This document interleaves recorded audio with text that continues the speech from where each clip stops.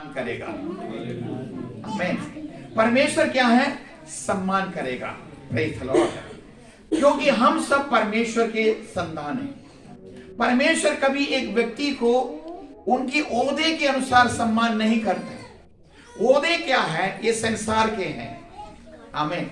लेकिन परमेश्वर आपके ओहदे, आपका पोजीशन को नहीं देखता है। परमेश्वर आपकी आत्मा को देखता है।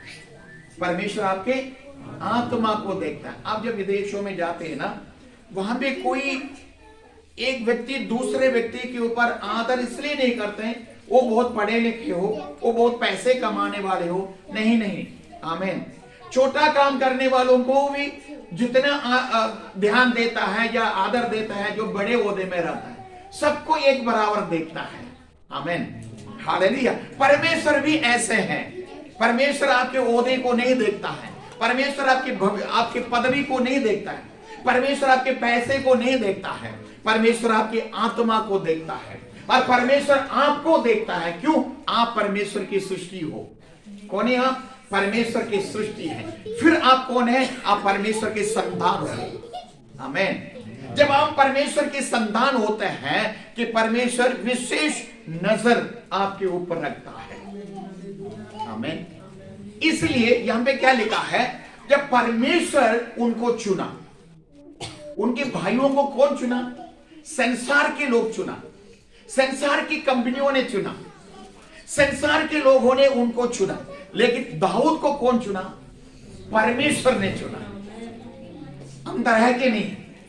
भेद है इसमें। आदर किसको ज्यादा मिलेगा? एक व्यक्ति जब आपको चुनता है, एक व्यक्ति आपको ऊंचा उठाते हैं, कुछ समय के बाद वो नीचे भी गिराएगा, लेकिन वो पदवी कदम भी हो जाएगा। लेकिन जब परमेश्वर एक व्यक्ति को चुनता है, उनके जीवन भर वो पद रहेंगे, वो आशीष रहेंगे, वो महान रहेंगे। परमेश्वर समय समय पर उनको बढ़ाते रहेंगे। आमीन।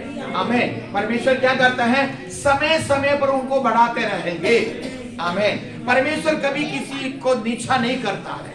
परमेश्वर जब एक व्यक्ति को चुन लेता है, मान लो आपका बरकत होते रहेंगे, आपकी बढ़ती होते रहेंगे, आपका परिवर्तन होते रहेंगे, आप महान होते रहेंगे। कभी आपको नीचे जाने का चांस बिल्कुल भी नहीं रहेंगे। जब तक आप स्वयं को नीचे नहीं आता है, तब तक परमेश्वर को नीचे आने का अनुमति नहीं देगा। आमीन। कि आप परमेश्वर के द्वारा चुना हुआ है।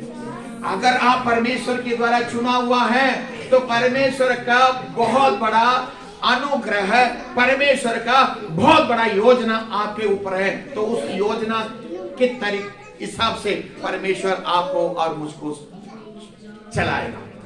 आमीन। यहाँ पे अभिषेक जब परमेश्वर की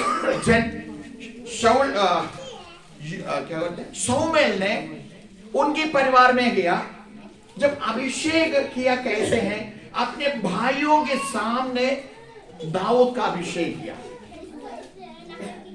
आमीन। ध्यान से सुनिएगा। दाऊद के भाइयों के सामने दाऊद का अभिषेक हो गया। यानी ये जो भाई लोग, शायद मैं ऐसे ही कहता हूं, भाई लोग, परिवार के लोग, ये लाडला आखिरी बेटा है, इसको सबसे ज्यादा आदर सम्मान करने चाहिए था, लेकिन इसको क्या किया है? बिल्कुल पिछड़ा कर दिया, पिछड़ा बना दिया। लेकिन यूसुफ के बारे में हम सुनते हैं, यूसुफ छोटा बेटा था, इसलिए माता पिताओं से लेकर सब लोग उनको बहुत ज्यादा सम्मान करते थे, आदर करते थे। लेकिन दाऊद को क्या किया? पिछड़ा करा दिया। पिछड़ा है ना, पीछे कर दिया। लेकिन परमेश्वर क्या है? उसको आगे कर दिया। आमीन। हालेलुया। जो इंसान हमें पीछे करने का कोशिश करेगा, परमेश्वर हमें आगे करने का कोशिश करेगा। ये परमेश्वर की सिद्धांत है। आमीन। परमेश्वर की संतान कभी पीछे नहीं रहेंगे, रहने नहीं देंगे। आमीन। ये परमेश्वर का नियम है। हालेलुया।